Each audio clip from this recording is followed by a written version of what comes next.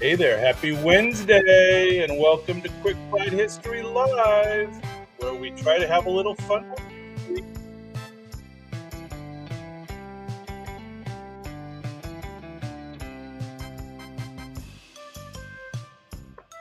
We are happy to be here this evening. You can catch us on both Wednesday and Sunday evenings now. Tonight, we are pleased to present 4 different shows in one. We will roll out our robots for 4 exciting lightning rounds of digital speed painting. First, we present infamous Outlaws from the Wild West.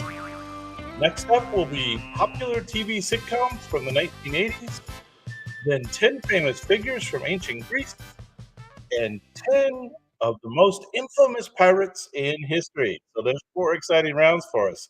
These are all, they have 10 subjects each, and they take about 12 to 15 minutes each. And then if you want to stick around at the end, and we'll do a quick preview of a couple of our upcoming projects. So hang in there. Check in if you haven't checked in yet. Please do check in. Say hello. And I see Arena's here. Hey, Arena, how's it going? And we'll fire up the robots to get our first round going.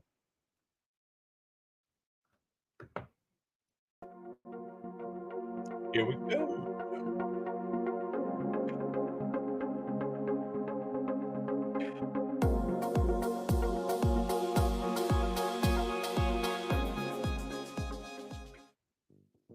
Now you know the rules. The robots paint. You guess. Again, the first category is infamous outlaws from the Wild West. He was a Confederate guerrilla during the Civil War.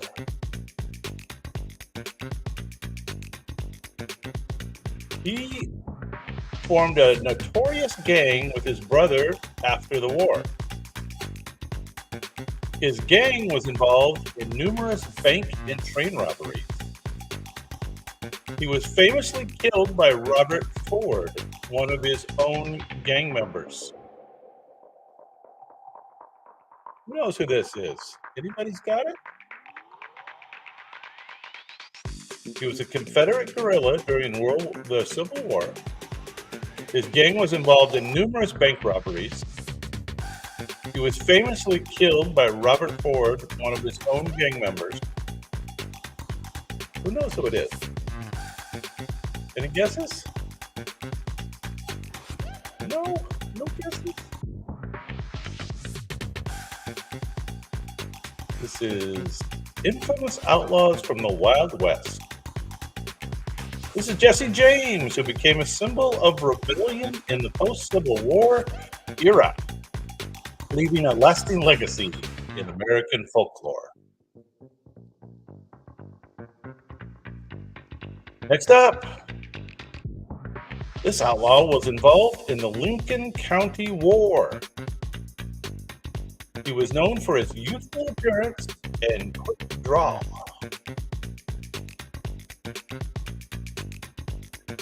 Anybody know?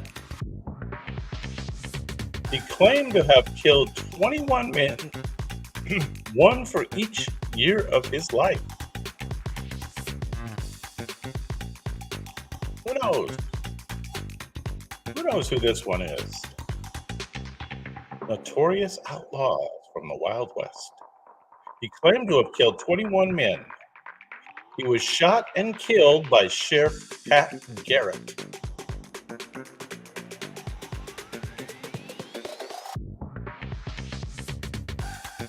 Who knows? Anybody got it? No? This is Billy the Kid.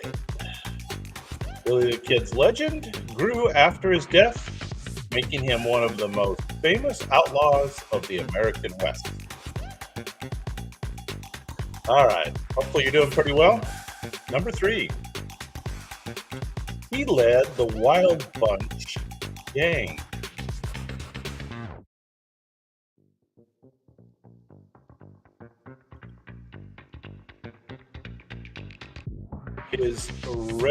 His real name was Robert Leroy Parker.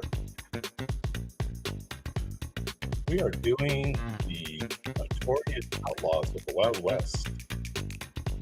He was known for robbing trains and banks across the West.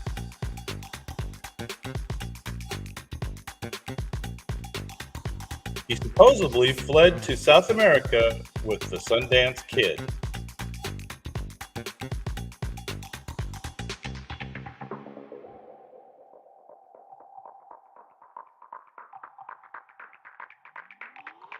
Who knows who this one is?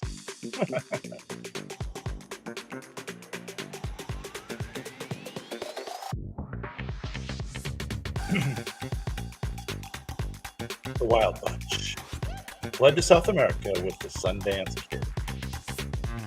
I'm sure you guys know. Yes, it is Butch Cassidy. Butch Cassidy's charm and wit made him a beloved figure despite his criminal activities. Next up, a buddy of his. He was an associate of Butch Cassidy. His real name was Harry Alonzo Longama.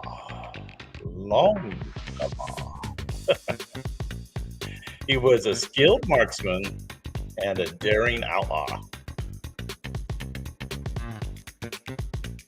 This is the associate of Butch Cassidy. Who is this? Who knows? Come on.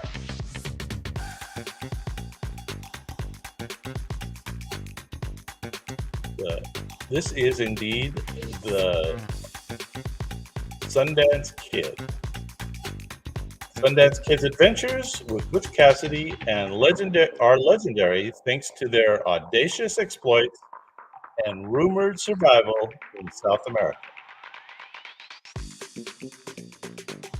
The Sundance Kid. There he is. Butch Cassidy's funny. We are doing the notorious outlaws of the Wild West. And that was the Sundance Kid. Number 5. She was known as the Bandit Queen.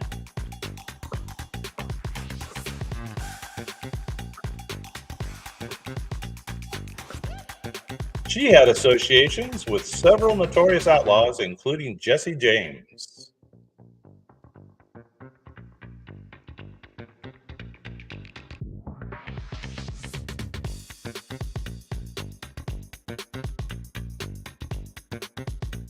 She was notorious for horse thefts. She was a horse thief. She had a rebellious nature and a bold personality. So she was known as the Bandit Queen. She had associations with several notorious outlaws, including Jesse James. She was a notorious horse thief. And she had a rebellious nature and a bold personality. Who is this? Who knows? Anybody know? This is Belle Starr. Belle Starr's life was filled with drama and intrigue, making her one of the few and famous female outlaws of the American West. Next up, number 6. He was an English-born outlaw. He was known for his polite manners during robberies.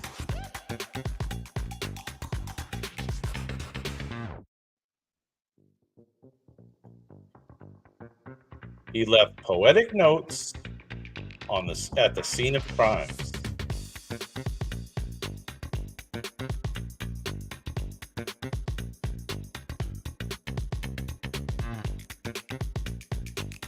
He primarily robbed stagecoaches.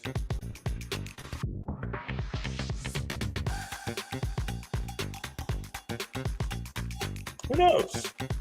He was English-born. He was known for his polite manners during robberies. And he left poetic notes at the scene of his crimes. Who knows who this one is? This is Black Bart. Black Bart. Black Bart's distinctive style and courteous demeanor set him apart from other outlaws of his time. Next up, number 7. Wild. There's a clue. He was a lawman before becoming an outlaw. He was known for his gambling and gunfights. He was involved in several famous bouts.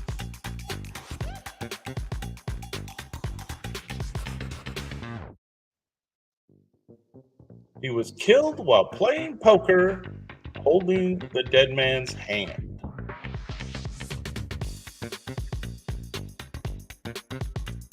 Hey, Brenda. We are doing Notorious Outlaws of the Wild West. And we're trying to guess this one. He was killed while playing poker, holding the dead man's hand. Who is this? I'm not recognizing that.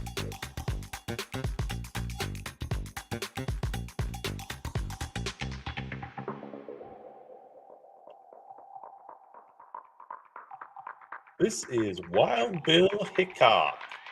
Wild Bill Hickok's life was a mix of law enforcement and lawlessness, cementing his place in Wild West history.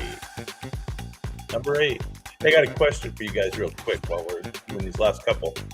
Can you guys hear the music? I can't hear the music on my end, so I'm a little bit running. So if you could give me yeah, you can hear the music, or no, I can't hear the music. Because I'll fix that at the between rounds if I can. He was one of the deadliest gunfighters of the Old West.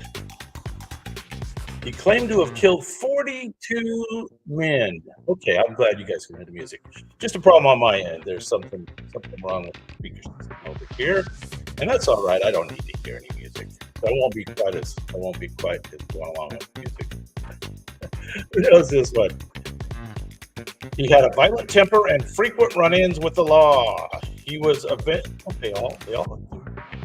He was eventually captured and imprisoned. They all were. I don't know. These aren't that good of clues. He claimed to have killed 42 men. Infamous and notorious outlaws of the Wild West. John Wesley Hardin. Fearsome reputation made him one of the most infamous outlaws of his time. John Wesley Hardin. Learn something every day on Quick Bite History.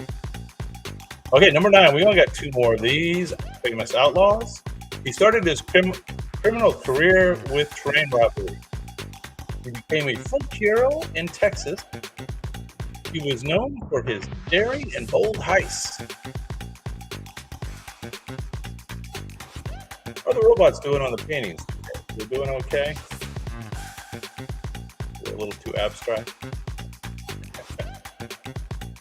All right, we're looking for famous outlaws. He was known for his daring and bold heists. He was killed by law enforcement in Round Rock, Texas.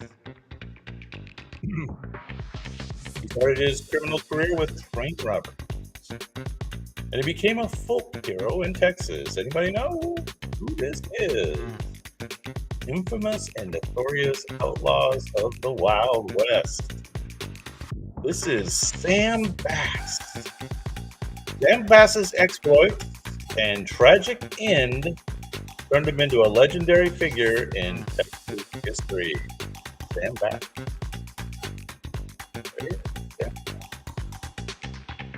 Here's the train that he robbed. Okay, last one in this category. Number 10. They were brothers who turned to a life of crime. They were known for train and bank robberies. A lot of these outlaws were known for train and bank robberies. Their most infamous attempt was a double bank robbery. I don't know what that is. What would be a double bank robbery? I'm not sure. Their career ended in a deadly shootout in Coffeyville, Kansas. Who knows? Brothers, bank robberies, train robberies, deadly shootout in Coffeyville, Texas. This is the Dalton Gang.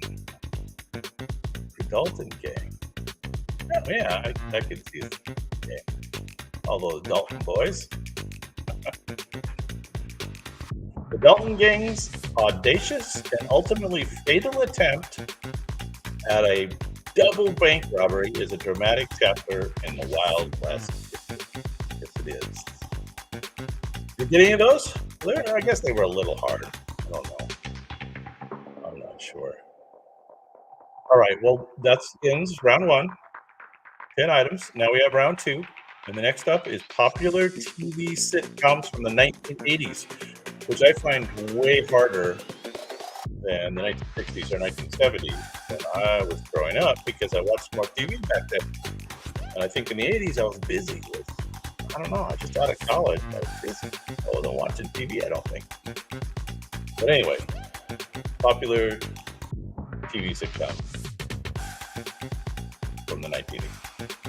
This show is set in a bar where everybody knows your name. You should be able to get it from that.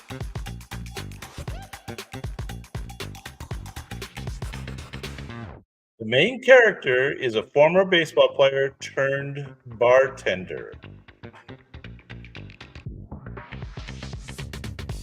There you go. Now we're rolling. It features a mailman and a psychiatrist as regular patrons. The bar's owner, Sam Malone, was played by Ted Dance. Ted Dance. And yes, I see Brenda. Maybe these are going to be easy enough. I don't know. I don't remember some of the shows, so it'll be hard. They're all hard for me for sure. Although, Cheers, I've certainly watched. At least I watched the reruns, I'm sure. That's right. Cheers became a beloved sitcom for its witty writing and memorable characters, winning numerous awards during its run. All right, next up, number 2 from the 80s. This show focuses on the lives of an upper middle class African American family. The father is an obstetrician and the mother is a lawyer. It was groundbreaking for its positive portrayal of an African American family. Who knows? Who knows what this show was? And the various stars. Maybe we can go through some other people that were in the show if you get it early. Yeah, Cosby. Bill Cosby played the patriarch, Dr. Heathcliff Huxtable. The Cosby Show was a cultural phenomenon in the 1980s, known for its humor and heartwarming family moments. Who remembers any of the other casts in that show? They're all starting to fade from memory. Jefferson's was 7. Yeah. Anyway, next up, you guys did good. Number 3. This show explores the generational clash between baby boomer parents and their children.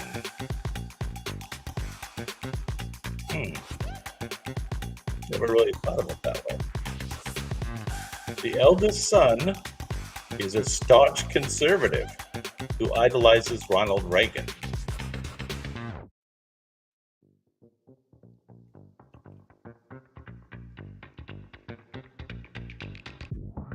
That was a pretty good clue, wasn't it? Here's the winning clue for this one. Michael J. Fox played the role of the eldest son? The show revolves around the Keaton family. You guys remember the name of this show? The Keaton family, Michael J. Fox. Who remembers? Nobody? Jason Bateman's sister was in it. Meredith Baxter Burney was in it. That's right. Family Ties humorously highlighted the differences between liberal parents and their conservative son, Alec B. Keaton. Look at Michael J. Fox. All right. Family Ties. Next up. This show is about 4 older women living together in Miami. That ought to give it away, right? There they are. I can see them already on the robot pig. The characters included a wisecracking Sicilian and a naive woman from Minnesota.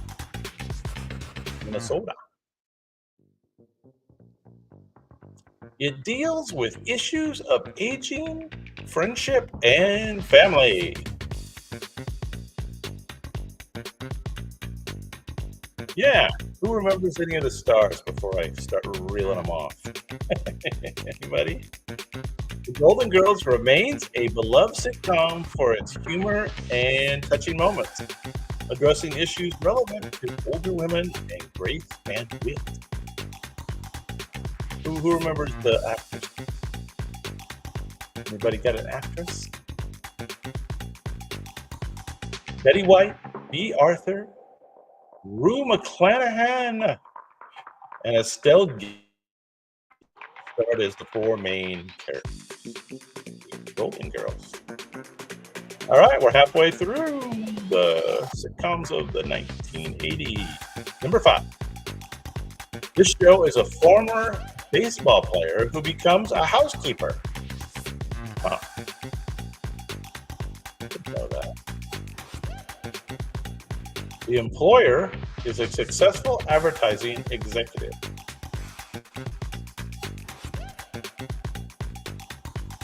I don't even think that was good. How about you guys? Hopefully you guys remember this one. It challenges traditional gender roles and family dynamics. Like the 1980s were challenging traditional roles. Okay, this is Tony Danza. Tony Danza played the role of Tony Maselli. Do you remember the name of this show? I do remember now because it was Tony Danza. I remember catching it a few times with Tony Danza. Tony Danza played the role of Tony Maselli. Who remembers the name of this show? Who's the Boss became a hit for its unique take on family and gender roles, with Tony Danza and Judith Light leading the cast. Yeah, see? Getting a little more clear. I don't think I watched all these. I was out doing other things. Anyway, this show centers around the Seaver family. Anybody remember who the Seaver family was? The father is a psychiatrist who works from home. Well, that sounds dangerous. We don't want those home-based psychiatrists. The eldest son often gets in trouble and provides much of the comic relief. Those eldest sons are always the problem, I think. I'm not sure, but I'm pretty sure. Kirk Cameron played the role of Mike Seaver. He's the eldest son. Who remembers the name of this show? Anybody get this one? It's written on the robot's painting, in case you need it.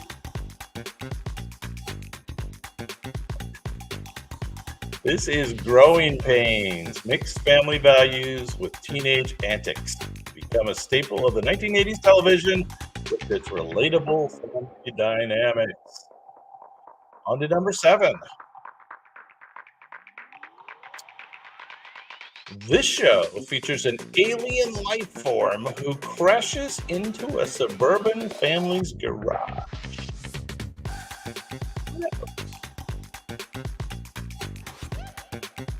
It's not Mork and Mindy. This is not Mork and Mindy. Not that one. The alien is a wisecracking and this alien loves to eat. That was a little bit dark at the time. I think the alien ate cats. The family's surname is Tanner.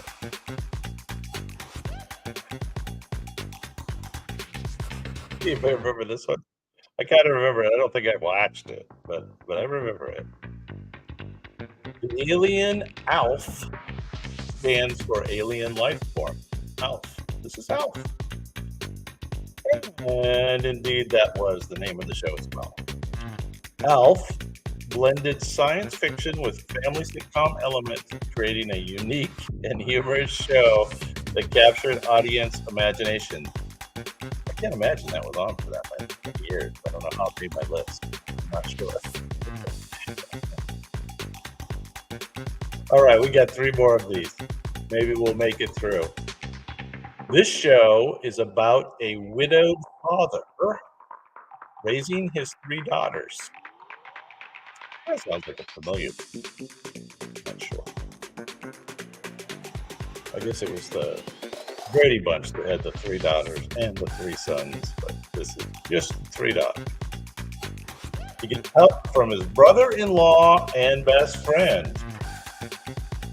The house is in San Francisco.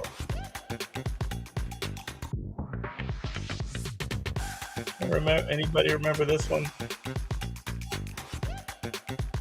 This will give it away. The next clip. Bob Saget played the father, Danny Tanner. Bob Saget. Anybody remember this show? The house was in San Francisco. And he gets help from his brother-in-law and best friend. This is Full House. Full House was known for its wholesome family values and catchphrases, becoming an enduring favorite among viewers. Full House. There it is. Full House. Last of the 1980s sitcoms. This show follows the misadventures of 2 distant cousins. I can't tell yet. One cousin moves from a fictional Mediterranean island to Chicago.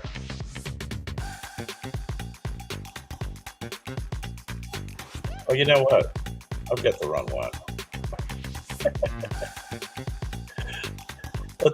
That'll be the last one. This show is set during the night shift of a Manhattan municipal court. The judge is a former magician with a personality. Those clues seem like they fit the picture better. It features a bailiff named Bold and a defense attorney named Dan. Who remembers this show? Helps if I give the right clues, right? Harry Anderson played the judge, Harry T. Stone. Who remembers this show? Night Court combined quirky characters and offbeat humor, becoming a beloved comedy for its eccentric storylines and cast. Now you've gotten the first couple of clues to this next clip already. That worked out okay. No problem. This show follows the misadventure of 2 distant cousins. One cousin moves from a fictional Mediterranean island to Chicago. Well, I definitely do not remember this. I do not. That doesn't sound familiar at all. The cultural differences between the cousins create comedic differences.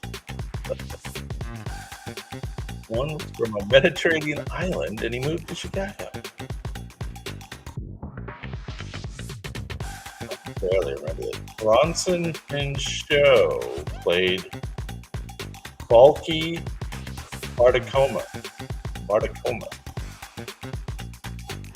You guys remember this show? I don't really remember this show. Glad this is the last one of these 80s. 80s. Oh.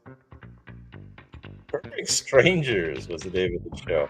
Perfect Strangers became popular for its dynamic blend of culture, comedic situations, and a lovable character, Balky, bringing much of the humor. Balky. Okay, that is over, fortunately. Wow. Oh, those were hard for me. That's for sure. All right, well, let's go on to our next round. We got to oil the robots, fire them up. And now we're going to do 10 famous figures from ancient Greece. So it's not going to get a lot easier. It may get a little harder.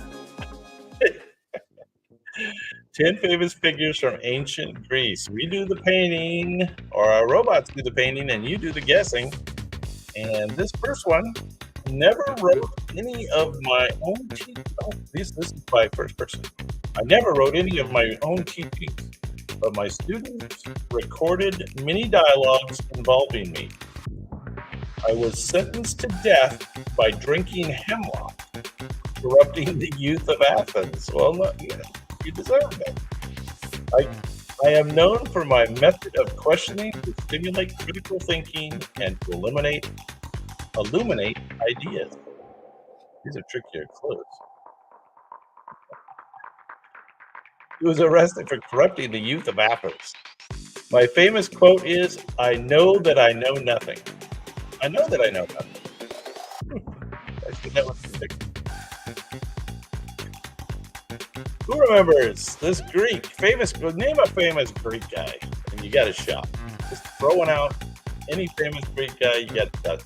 This is one of the most famous Greeks of all time. Maybe the most famous. And he was arrested for corrupting the youth of Athens. This was Socrates. Socrates was a classical philosopher whose methods and ideas laid the groundwork for Western philosophy. There you go. Socrates. Next up, I founded an academy in Athens that became one of the first institutions of higher learning in the Western world. Not that. My works included dialogues featuring my mentor and my ideas on justice or the ideal state. I wrote The Republic, which describes a society governed by philosopher teachers. Who knows this one? Famous Greeks. I was a student of Socrates and the teacher of Aristotle. So this is the guy that became between Socrates and Aristotle. Who knows? Famous Greek. This is Plato. Plato's philosophical writings had a profound impact on Western thought, especially in areas of ethics, politics, and epistemology. Who knows? It was Plato. You guys don't know your ancient Greeks, but you're learning something on Quick Bite History tonight. Next up, I wrote on a wide array of subjects, including biology, metaphysics, logic, and ethics. Looks a little different. My school, the Lyceum, became a center for scientific and philosophical inquiry. I tutored a young prince who would become one of the greatest conquerors in history. I was the student of Plato and the teacher of Alexander the Great. Who knows this one? If not, you're gonna learn. Who was the teacher of Alexander? This is Aristotle. Aristotle's contributions to philosophy and science have become foundational, and his works continue to be a significant part of academic study. Aristotle. There he is, Aristotle. Are these too hard? Seems like they're okay. It's a good history lesson here. I became king of Macedonia at a young age and embarked on an ambitious campaign of conquest. I never lost a military battle in my military career. Never lost a battle. My empire stretched from Greece to Egypt as far as the borders of India.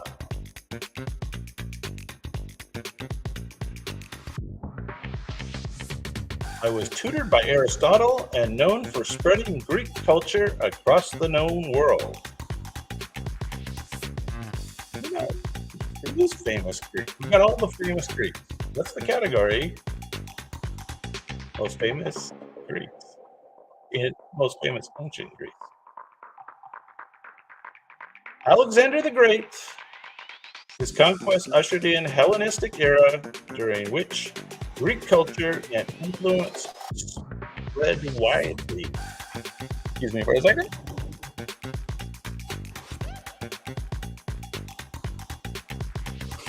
And I'm back. Alexander the Great, of course. On to number 5. They don't get easier. Those were the easy ones. My exact identity and existence have been subjects of debate for centuries. My exact identity and existence. Oh. I composed epic poems that were among the earliest and most important works of Western literature. The works recount the Trojan War and adventures of a hero's journey home. Who knows who this one is? I got this? Who knows? I am credited with writing the Iliad and the Odyssey. Iliad and Odyssey. This is Homer. Homer's epics have deeply influenced Western literature and remain central to the study of Greek mythology and history. This is Homer. Hopefully you're learning these. We'll do them again. We'll have like a super round. We'll have a final exam. And we'll rank them. So you better remember. Anyway, okay. On to the next one. I traveled extensively, documenting the customs and histories of various peoples. My accounts included both historical facts and tales of distant lands and cultures. I wrote about Greco-Persian wars, providing one of the earliest records of these events. Now, here's an important fact, a reason why I probably need to make a video on this guy.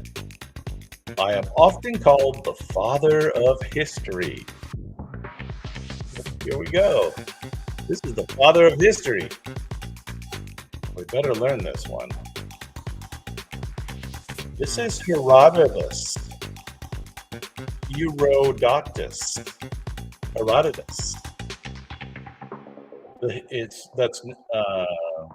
That translates to the histories. Is a foundational work of history, blending historical narratives with ethnographic details. There's something. Ethnographic details. Herodotus. All right, number 7. There's only 3 more, or 4 more. You guys can make it. I led Athens during its golden age, promoting arts, literature, and democracy. I initiated the construction of the Parthenon and other significant structures on the Acropolis. Busy guy. My leadership was marked by the early years of the Peloponnesian War.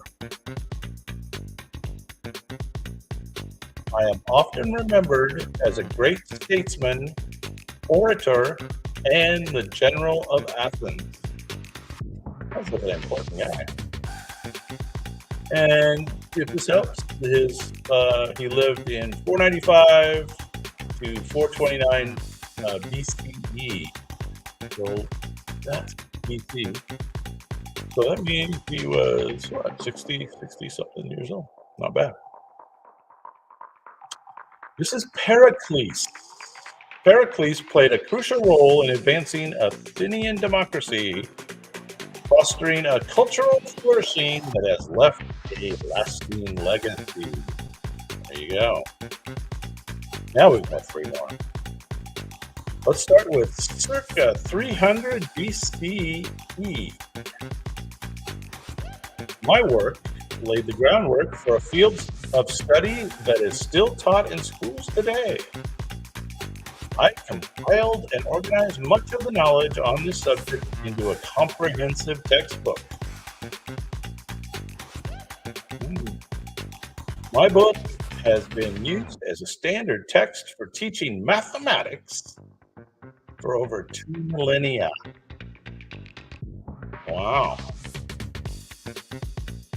There's a math teacher. I am known as the father of geometry and wrote something called Elements. Who is this? This could have been the clue to get it there. Elements.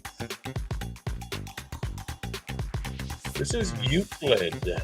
Euclid's Elements is one of the most influential works in the history of mathematics, shaping the study of geometry for centuries. You guys didn't know you were going to learn quite so much tonight, did you? This is less fun and more cool. All right, we're famous ancient Greece. Famous people from ancient Greece is the category. This guy made significant contributions to mathematics, physics, and engineering. My inventions include a device for raising water and a famous lever principle. He was an inventor. I famously said, "Give me a place to stand, and I will move the earth." Odd statement. I discovered the principle of buoyancy, and that's now named after me.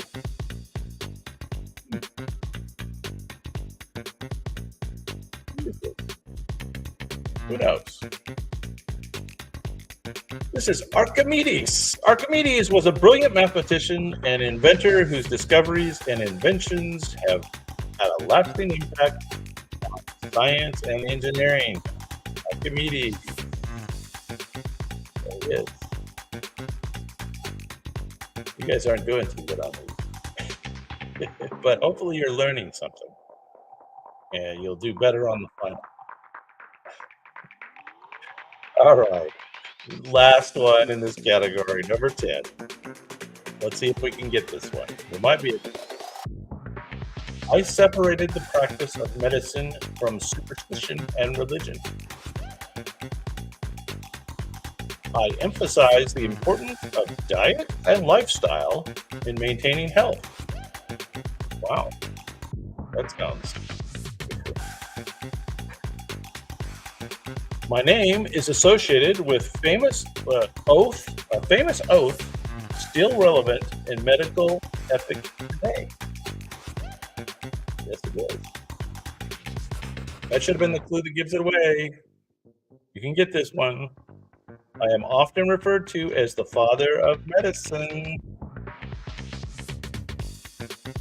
Circa 460 to 370 BC or BCE, depending how you like to say it.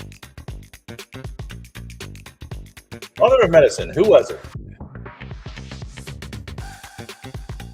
This is Hippocrates. Hippocratic oath. Hippocrates' approach to medicine established foundational principles that continue to influence the field of medicine today. Woo, we made it through that category. All right, 3 of 4. We're on to our last category. Let's see how you can do it this last. Next up will be the 10 most infamous pirates in history. We're talking pirates now. Who's ready to get some pirates? All right. This is the most famous pirate in history right here. I operated around the West Indies and eastern coast of the American colonies. My appearance was fearsome, with a long black beard and fuses tied to my beard to create a terrifying image. Yes, it is. My flagship was the Queen Anne's Revenge. Who knows this? Who knows this pirate? Who knows this pirate? Queen Anne's Revenge. Oh, Brenda, your second answer is correct. Good job. I was killed in a fierce battle off the coast of North Carolina. Local. Who am I? And who has it? This is indeed Blackbeard. Blackbeard was one of the most notorious pirates of the golden age of piracy. Didn't know there was a golden age. Known for his intimidating presence and ruthless tactics. All right, next up on our pirate list. I'll give you this guy's dates first. 1545 to 1701. I started as a privateer before turning to piracy. I started with James. I was initially hired to hunt down pirates, but ended up becoming one myself. You saw how much fun they were having. My trial and execution in London were highly publicized. My buried treasure is part of pirate lore and legend. There he is with the map. The robot is going in with the map. Privateer before turning to piracy. A London trial was highly publicized. Anybody know? This is Captain Kidd's transition. I'm sorry. This is Captain Kidd. And he transitioned from privateer to pirate. Made him one of the most legendary figures in pirate history. Captain Kidd. And most of these we've heard of, and some of you can get by the picture, some of you can get by the clues. I was a privateer who operated in the Caribbean and attacked Spanish possessions. I sacked Panama City, one of the wealthiest cities in the Americas at the time. I was knighted by King Charles II for my exploits. I served as Lieutenant Governor of Jamaica after my pirating career. I returned politician. Knighted by King Charles. Who knows who this is? Anybody have a guess on this one? 1635 to 1688. This is Sir Henry Morgan. Sir Henry Morgan was a prominent privateer who later became respected colonial official, blurring the lines between piracy and legitimacy. Blurring the lines.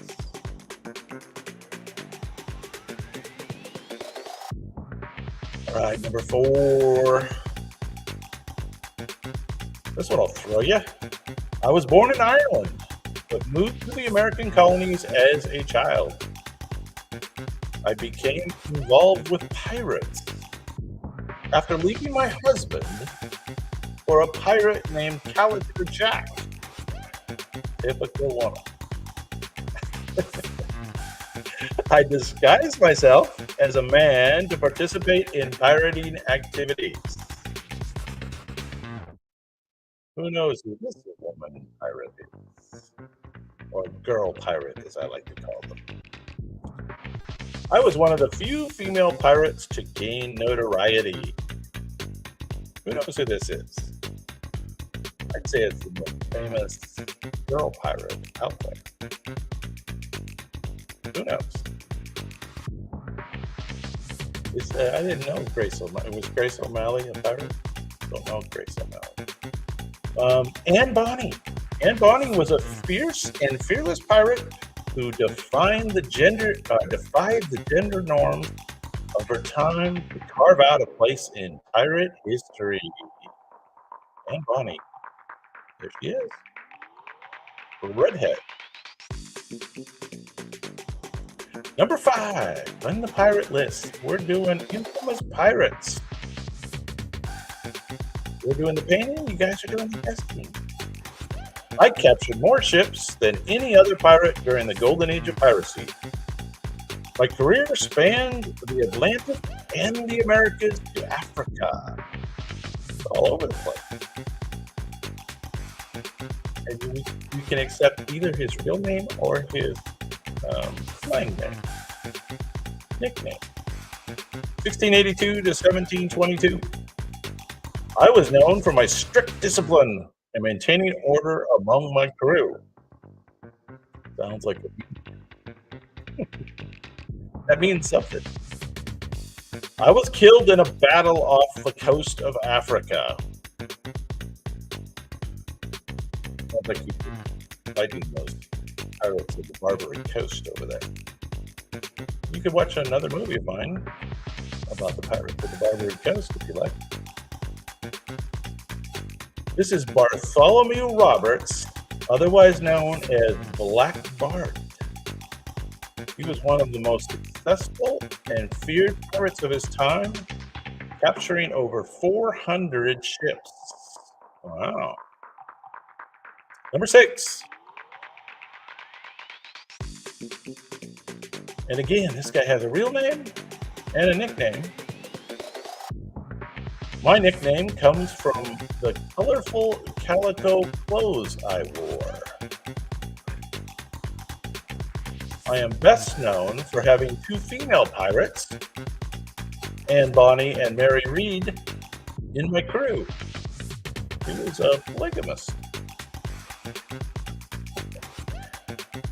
His years are 1682 to 1720, when he operated in the Bahamas and the water around Cuba. Who knows who this one is? It looks like Johnny Depp to me.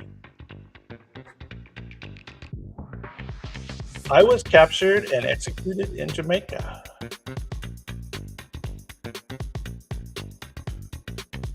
Who knows who this is? This is John Rackham, otherwise known as Calico Jack. Calico Jack is remembered for his flamboyant style and the notable presence of female pirates in his crew. So I guess this is who they based the character on, or Pirates of the Caribbean. Calico Jack looks just like Johnny Depp. All right, number 7 on the pirate list. I disguised myself as a man to join the British military. I later joined the crew of Calico Jack, where I continued to disguise my true identity. I revealed my gender to Anne Bonny, who also disguised herself as the man. Sounds like some funny business. I was captured alongside Anne Bonny and Calico Jack. They all went to the what do you call the jail?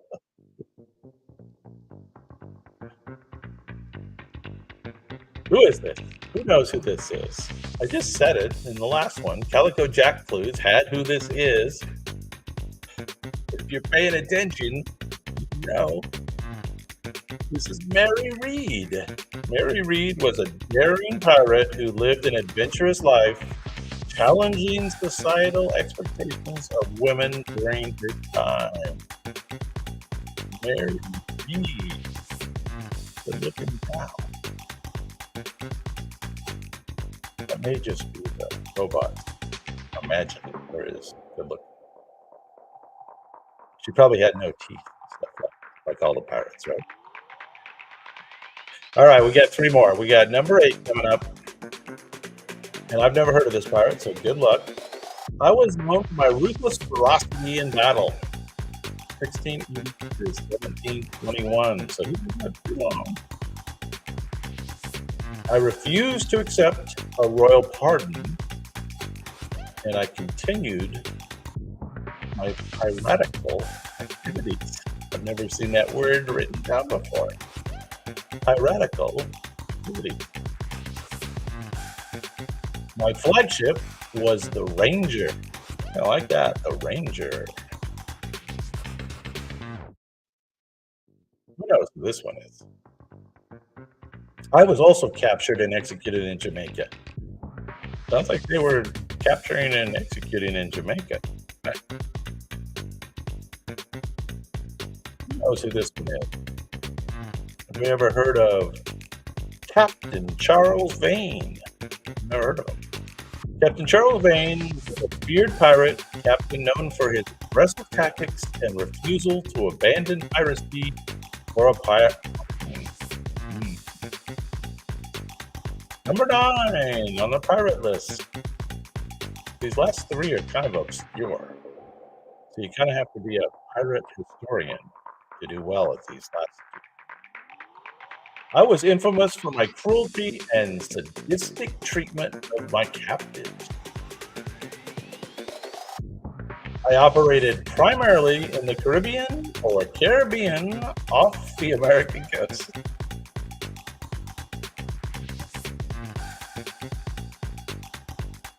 Who knows who this one is? Just noticed you got that last one.